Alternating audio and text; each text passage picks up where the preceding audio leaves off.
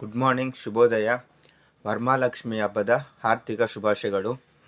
ಏನಪ್ಪ ವ್ಲಾಗಲ್ಲಿ ಅಂದರೆ ಹೇಳ್ತಾ ಇದ್ದೇನೆ ಅಂದರೆ ಏನೂ ಇಲ್ಲ, ಊಟ ಮಾಡ್ತಾಯಿದ್ದೀನಿ.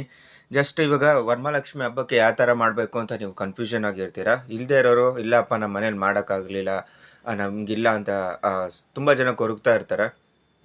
ನೀವು ನೋಡ್ಬೋದು, ನಾನು ಫೋಟೋನ ನಿಮಗೆ ಅಂದರೆ ಕೆಳಗಡೆ ಡಿಸ್ಕ್ರಿಪ್ಷನಲ್ಲಿ ಹಾಕಿರ್ತೀನಿ.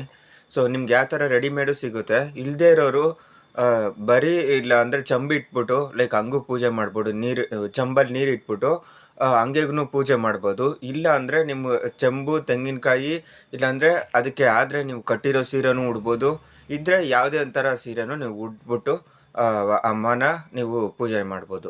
ದೇವರು ಎಲ್ಲ ಕಡೆ ಇರ್ತಾನೆ, ಬಡವ್ರ ಎದೆಯಲ್ಲೂ ಇರ್ತಾನೆ ಅಂತ ಹೇಳ್ತಾ, ನಿಮಗೆ ಯಾವ ಥರ ಬೇಕೋ ಆ ಥರ ದೇವ್ರನ್ನ ಇಷ್ಟಪಡಿ. ಸೊ ಬೇರೆಯವ್ರ ಮನೇಲಿ ಇದೆ, ನಮ್ಮ ಮನೇಲಿ